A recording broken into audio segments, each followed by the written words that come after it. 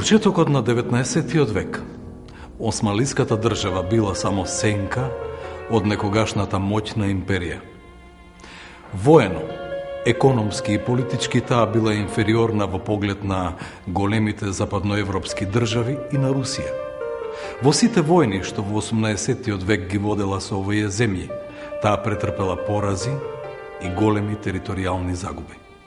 Технолошкиот, воениот и цивилниот напредок на западноевропските општества во однос на затвореното теократско и конзервативно османлиско општество бил очигледен. До него не успеале да допрат промените во цивилното општество, предизвикани со француската буржоаска револуција од 1789 година. И тоа продолжило да функционира на ист начин како пред неколку векови. Уште повеќе, тоа се уште било убедено во својата супериорност над неверниците.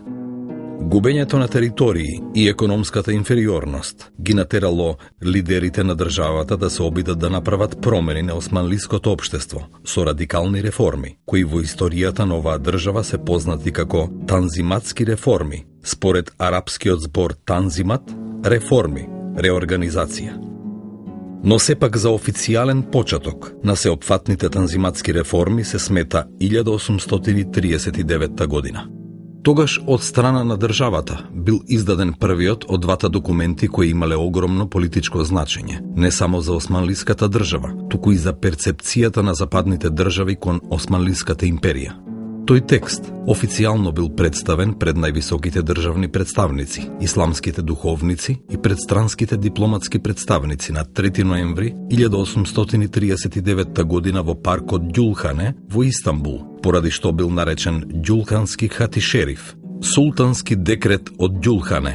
Одредбите на овој важен документ опфаќаат повеќе аспекти од структурата на османлиската држава: правен, финансиски, административен и воен. Со него било објавено дека во иднина сите субјекти во државата законски се еднакви, без разлика на верата или националноста, што било спротивно на шеријатскиот муслимански закон. Сите поданици требало да бидат судени под еднакви закони и услови, со претходно спроведена истражна постапка. Секој требало да ги плаќа даноците директно на државата, согласно неговите приходи. Било забрането давањето на даноците под закуп, а воената служба не смеела да биде повеќе од 5 години. Со овој декрет исто така било прогласено дека сите поданици на државата се должни да служат во армијата, но сепак немуслиманите останале надвор од армијата. Всушност, со овој акт се настојувало да се дадат и да се гарантираат граѓански права во модерна смисла на зборот и да се создаде општество во кое правата на муслиманите и немуслиманите ќе бидат изедначени. Декретот бил силен удар врз темелите на теократскиот поредок во државата. Поради тоа, започнатите промени наидувале на отпор како од внатрешните антиреформски сили, така и од надвор, од големите сили, кои имале интерес империјата да биде што послаба. Крајната цел на европските држави била распарчување на територијата на Османлиската империја, која била наречена болниот човек на Европа, дефиниција која ќе ја следи до крајот на нејзиното постоење. Вториот важен проглас од овој период на танзиматските реформи, издаден од страна на Османлиската држава, е Хати Хумајунот, царско писмо, од 1856 година. Овој документ бил издаден неколку дена пред да започнат мировните преговори по прекинот на судирите во Кримската војна, водена меѓу Русија и Османлиската империја. Овој документ бил многу поконкретен од Ѓулханскиот хатишериф. Тој многу подецидно на сите немуслимани им ја гарантирал безбедноста на животот, имотот и честа, како и запазување на нивните верски, традиционални и обичајни права.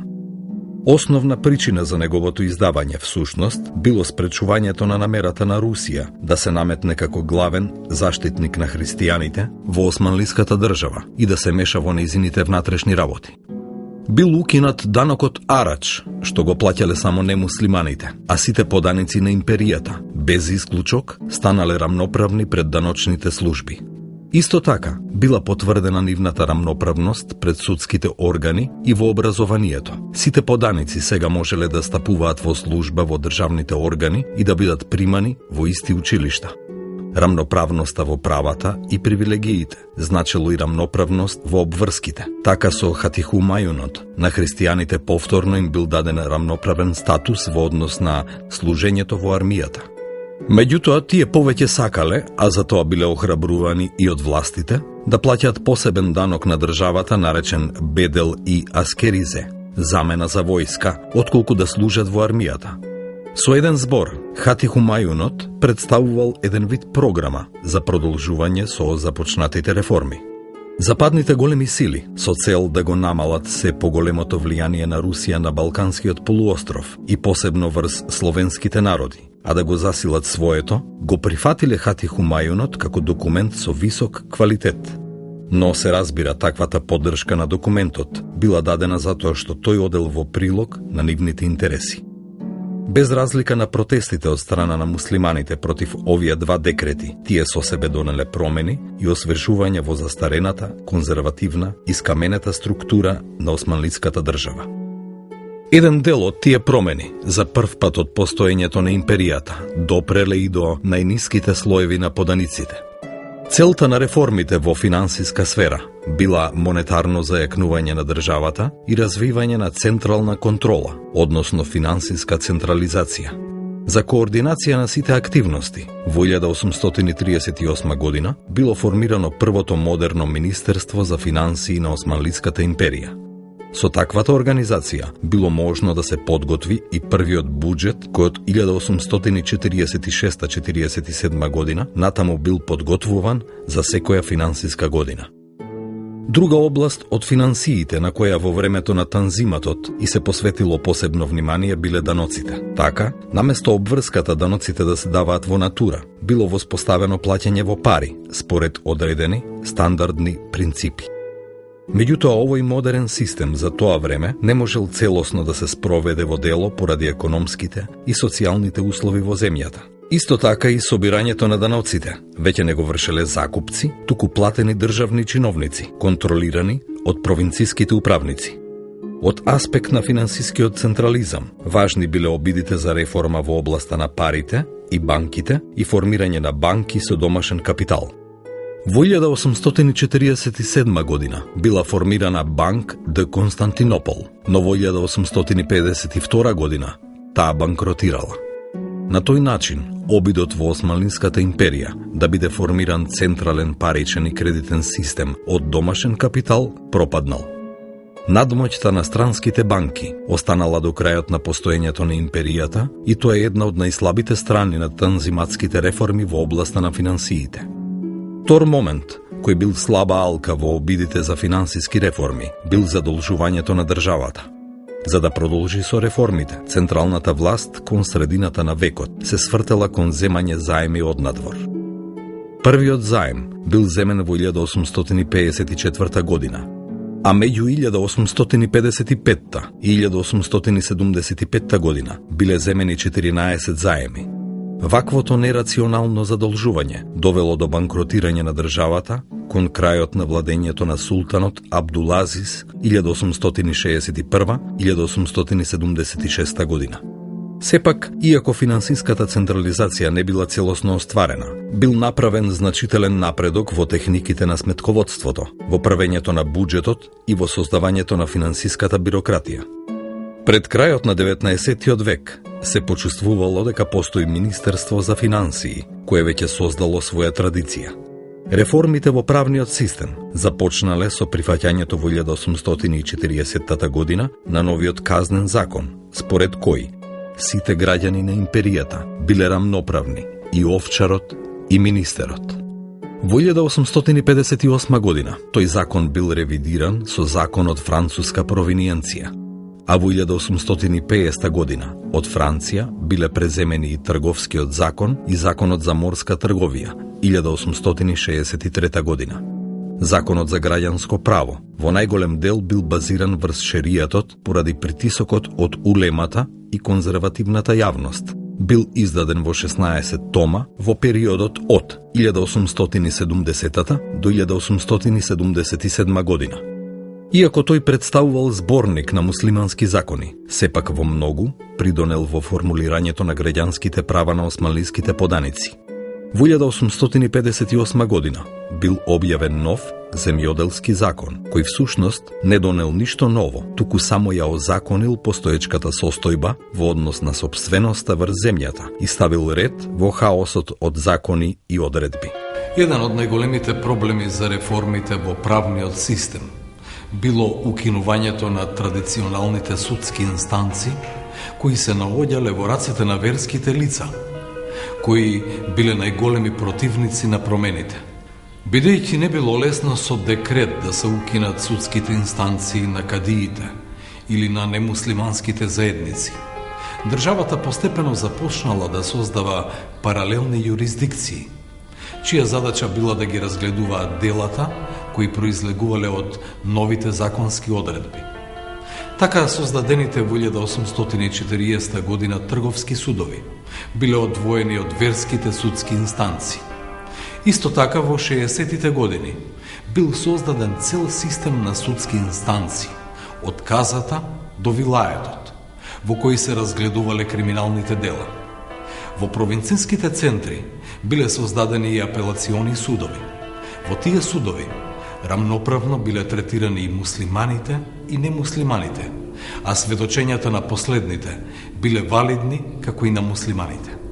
Со цел да се избегне регрутацијата на учените луѓе и на службениците само од конзервативните верски училишта медресите, посебно внимание било посветено на реформите во образовниот систем.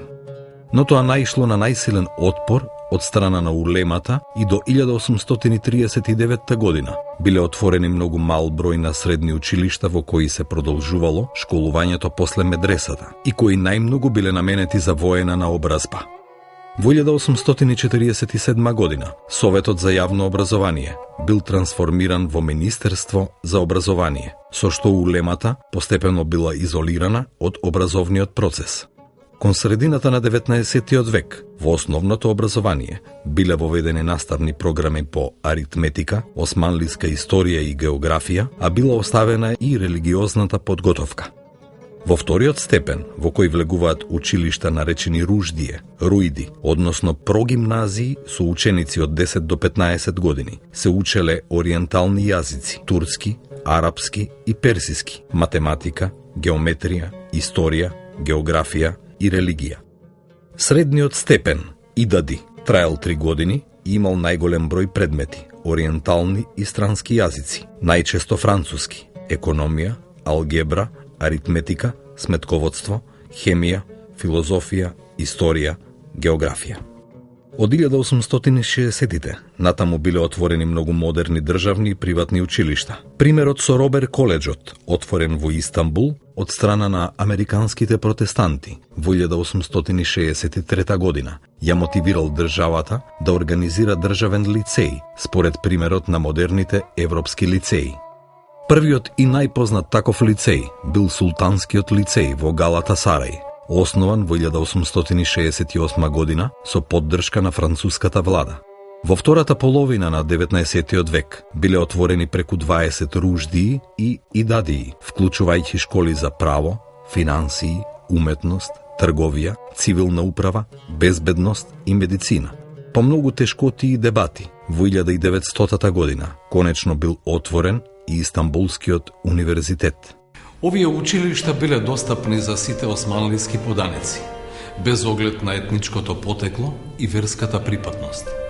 Всушност, мешањето на различните верски и етнички заедници во империјата било цел на реформаторите со намера да ја задржат нејзината целовитост. Но поради тоа што немуслиманските поданици биле силно приврзани кон своето јазично и културно наследство, и поради тоа што тие имале своји сопствени училишта, кои често биле подобри од државните, бројот на немуслиманите кои се запишувале во државните образовни институции бил многу мал. Во духот на реформите, уште султанот Махмуд II вовел измени во своите навики и однесување. Како доказ за неговата поддршка на реформите, тој го прифатил европскиот начин на облекување, го напуштил стариот султански сарај Топкапи и се преселил во дворецот Долмабахче 1814, кој бил граден и уредуван во европски бароцизиран стил.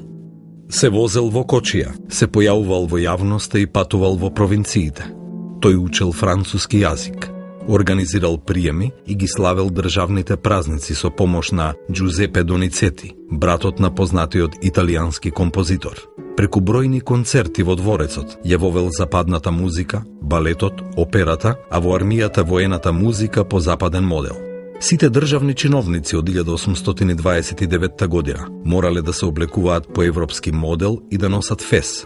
Бројот на странците, дипломатите, експертите, трговците и слично како во Истанбул се зголемил и во одредени квартови на градот, особено во неговиот европски дел. Постепено започнала да се чувствува и проевропска атмосфера во секојдневниот живот. Периодот на Танзиматот се карактеризирал со плејада книжевници, кои постепено ги совладувале литературните форми, позајмени од Запад, роман, театар, филозофски есеи, журналистика и ги користеле тие средства да полемизираат, критикуваат, поучуваат и ги образуваат читателите. Некои од нив издавале и приватни весници на турски јазик, со што во јавноста за прв пат се јавила политичка критика преку јавно гласило кое не добивало помош од државата. Колку и да биле мачни, бавни и мали тие чекори кон модернизацијата, тие сепак придонеле во самото тоа општество да бидат прифатени одредени норми, вредности и стандарди кои подоцна го овозможиле и прифаќањето на првиот устав во Османлиската империја 1876 година. Реформите се почувствувале и во провинциите, се до најниските административни единици. Во 1864 година бил донесен закон за вилаетите, со кој биле формирани 27 вилаети, кои се состоеле од по неколку санџаци, разделени на кази. Казата била формирана од нахии, а најмала основна единица, помала од една нахија, било селото и малото во градовите. Сите највисоки провинцијски управници, односно валиите, биле назначувани од централната власт, додека самите валии ги назначувале мустасарафите, управниците на санџаците и кајмакамите, управници на казите. Начело на нахиите биле мудурите, додека по селата управувале мухтарите, коџабашии, на кого им помагал совет на старешини. Локалната управа се грижела за сите секојдневни работи на провинцијската власт, со сите нејзини аспекти: социјален, безбедносен, здравствен, образовен, финансиски. Во органите на локалната власт, од вилаетот до нахијата, учествувале и христијаните и евреите. Своето управување во вилаетите валијата го остварувал преку управен совет, во кој покрај највисоките функционери на вилаетот учествувале и представници избрани од народот, од кои двајца требало да бидат муслимани, а двајца немуслимани. Исто така, во него по функција членували духовните водачи на немуслиманските верски заедници.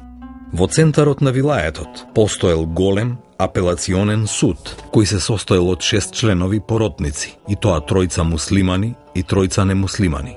И на ниво на Санџак постоел управен совет, во кој покрај најважните функционери влегувале духовните представници на немуслиманското население, како и 4 изборни членови, двајца муслимани и двајца немуслимани.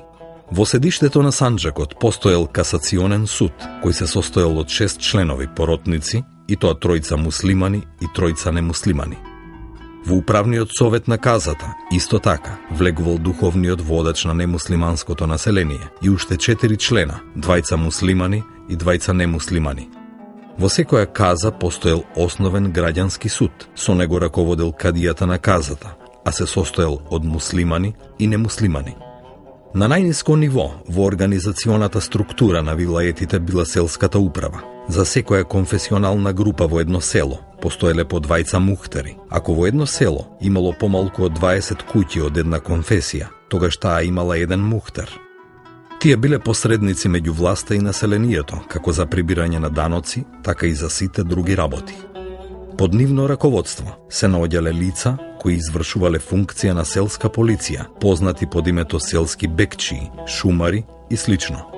Во секое село имало по еден селски совет, составен најмногу од 10, а најмалку од 3 члена. Духовните водачи на муслиманското и немуслиманското население во секое село биле членови на селскиот совет. Селските мухтари биле бирани секоја година од жителите на селото, кои припаѓале кон иста конфесија, кои биле постари од 18 години и кои плаќале најмалку 50 грошеви данок. Иако тие биле бирани на една година, било дозволено да бидат избирани и на подолго време. Организирањето на органите на централната власт и во провинциите представувал еден од најголемите успеси на танзиматските реформи. Со нив бил завршен периодот во кој локалните моќници и управници можеле целосно независно да управуваат со провинцијските работи, со приходите и со расходите, со воените и полициските работи. Новите органи на управување силно ја централизирале власта, чија што контрола се спуштала и до најниските административни единици на хиите и селата. Таа локална администрација всушност била потребна на централната власт за да може што полесно да го оствари своето влијание и контрола, а не била резултат на некои либерални и демократски принципи. Но сепак, формираната локална и модерна администрација била главниот носител на правни, културни, политички и општествени промени. Државните и локалните институции веќе не можеле да се објаснуваат само во рамките на исламската традиција и под нејзина закрила, затоа што веќе и немуслиманите учествувале во управата под одредени правила. Тоа имало влијание и допринос и во преминот на Османлиската империја кон парламентарен живот. Се разбира, христијаните биле застапени во телата на локалната власт и во македонските градови. Најважниот колективен орган на локалната власт бил административниот совет, со кого раководел кајмакамот, управникот на казата. Тој совет бил составен од два вида членови и тоа, членови по функција во состав, наибот, заменик на казата, градскиот муфтија, духовните старешини на немуслиманите и секретарот на казата, и изборни членови, двајца муслимани и двајца христијани. Доколку во градот имало и еврејско население, тогаш во составот на овој совет влегувал и представник од оваа заедница. Должноста на овој совет била да се грижи за извршување на прописите од областа на граѓанските, финансиските и полициските работи, собирање на даноците, јавните работи, безбедноста, катастарот и земјоделството. Тој немал право да се меша во правосудството. Според законот од 1865 година, во правосудниот дел од локалната управа во казите, било предвидено во седиштето на секоја каза да постои граѓански суд. Со него председавал кадијата на казата, а се состоел од 3 члена – муслимани и немуслимани, наречени поротници. Овој суд расправал и решавал спорови на основа на граѓанските закони, како и помали кривични дела и престапи што биле во негова компетенција. Освен овие две најважни тела, постоеле уште неколку комисии кои имале мешовит состав и кои функционирале како дел од локалната цивилна власт. Така во сите кази постоел општински оддел кој бил составен од повеќе членови во зависност од големината на казата. Например, општинскиот оддел во Штип кон крајот на 19 век броел 7 членови, од кои 3 биле муслимани, 3 христијани и 1 евреин. Исто така во овој оддел имало и еден инспектор, муслиман, потоа 2 чауши и 9 пожарникари. Според податоците од Салнамињата и за другите градови, застапеноста на немуслиманското население во овој оддел обично изнесувала 1/3 од вкупниот број членови. Имало исклучоци, како што е случајот например со Охрид, каде што овој оддел бил во состав 3 муслимани, 3 христијани и 1 евреин лекар. Должноста на овој оддел била да се грижи за хигиената и здравството во градовите и затоа речиси во секој од нив имало по 1 лекар. Во негова надлежност била и заштитата на населението од елементарни непогоди, пожари, поплави, земјотреси. Христијаните и евреите биле застапени уште во неколку комисии кои постоеле во локалната управа. Тоа биле пред се Комората за земјоделие, трговија и занаетчиство, која броела 4 или 5 члена, од кои најчесто двајца биле христијани. Потоа комисијата за обезбедување средства за превоз на војската, во која од 5 членови еден бил христијанин. Комисијата за мухаџирите, во која од зависност од нејзината бројност, 1/4 биле христијани, како и комисијата за реформи, каде имало вклучени еден или двајца христијани.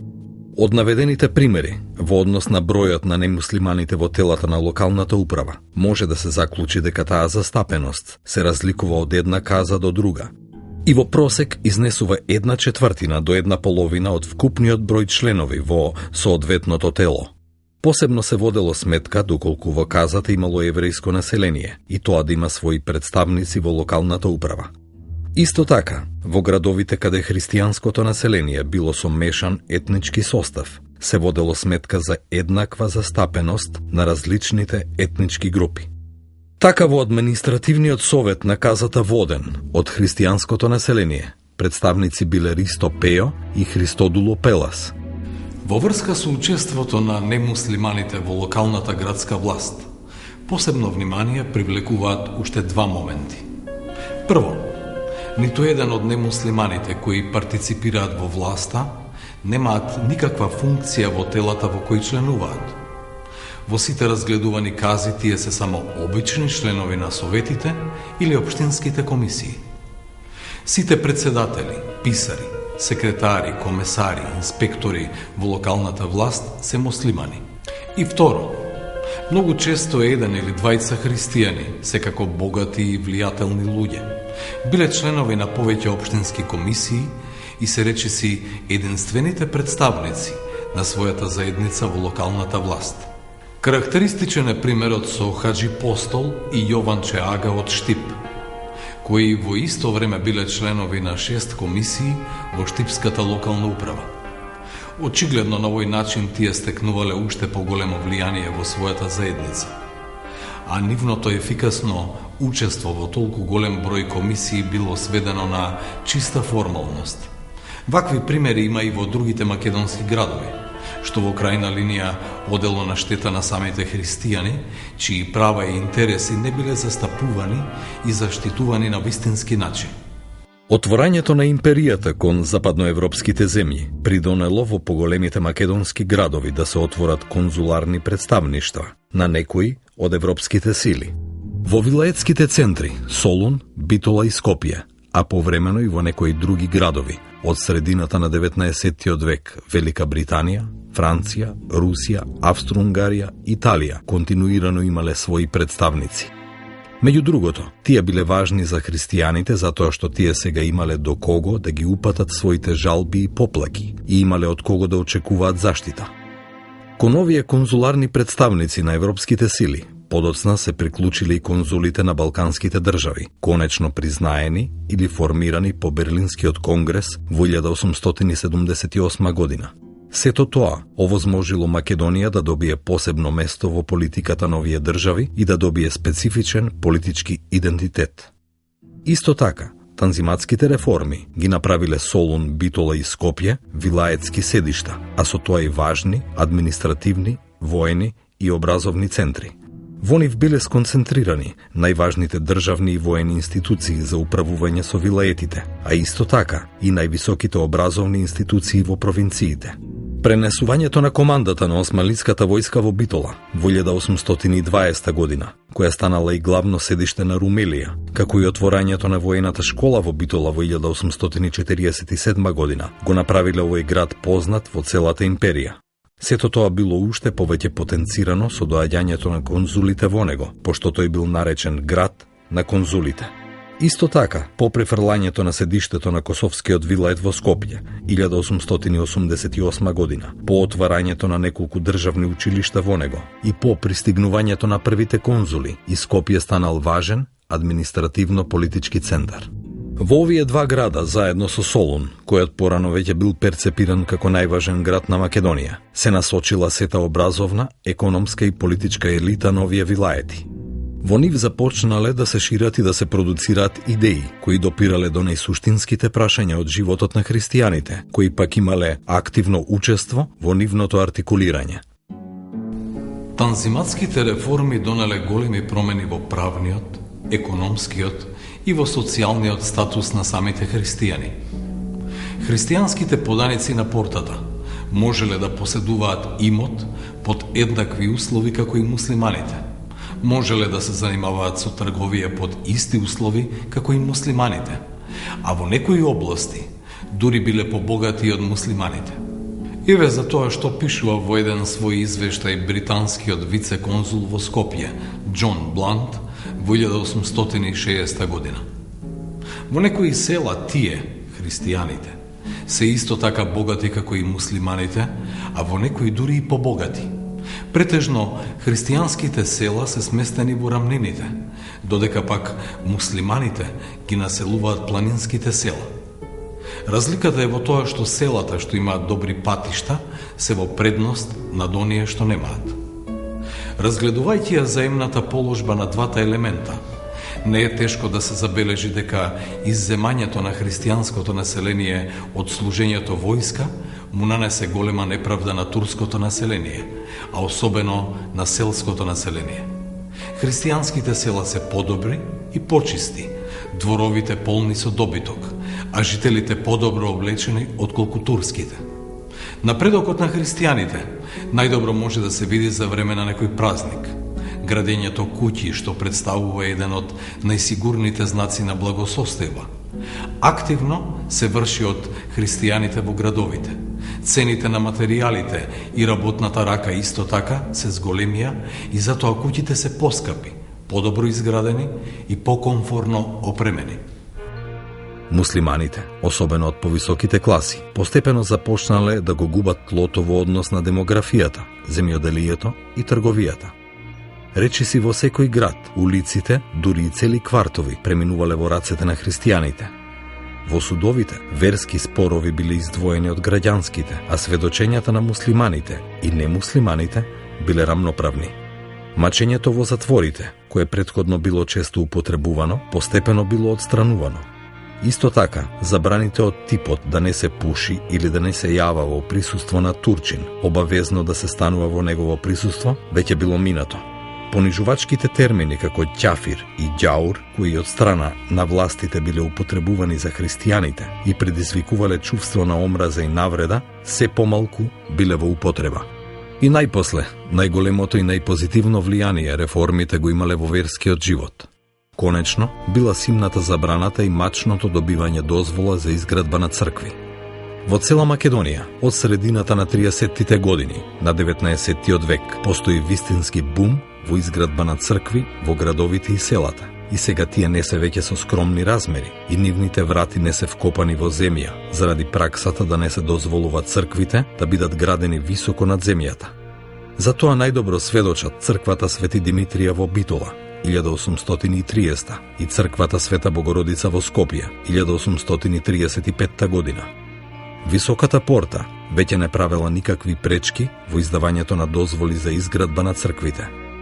Во врска со ова прашање, британецот Џон Блант во веќе цитираниот извештај наведува: не постои друга земја каде што на подчинетите слоеви им е дозволено да ги слават своите религиозни обичаи до тој степен и со таква помпа како што тоа се практикува во Турција. Колку и да наидувало на пречки спроведувањето на овие реформи од страна на конзервативните кругови во османлиското општество, посебно во поглед на давањето права на христијаните, сепак тие во голема мера ја подобриле својата правна, социјална и економска положба. Од граѓани од втор ред, тие станале рамноправни граѓани во едно општество кое настојувало да се трансформира и да го продолжи своето постоење што е можно подолго. Тоа од друга страна им овозможило на христијаните да почнат да размислуваат и за свое целосно национално и културно ослободување.